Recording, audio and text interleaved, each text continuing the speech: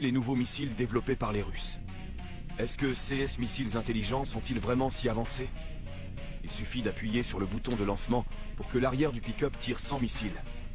Lorsque les missiles arrivent à l'endroit prévu, l'arrière des missiles se désengage et les 4 drones situés à l'arrière des missiles s'éjectent et commencent à travailler.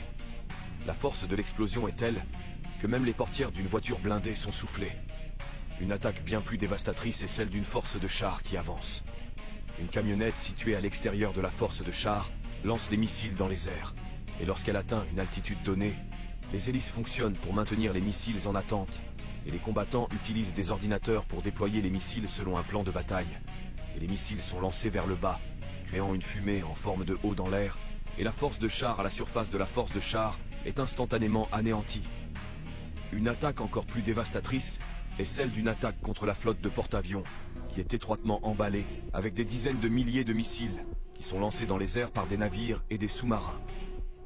Les missiles sont tirés sur le porte-avions sur commande et sont dispersés en arcs de cercle, de sorte que l'ennemi est surpris par le nombre de missiles. Mais la question se pose, pensez-vous qu'il soit possible de survivre à ce type d'arme ?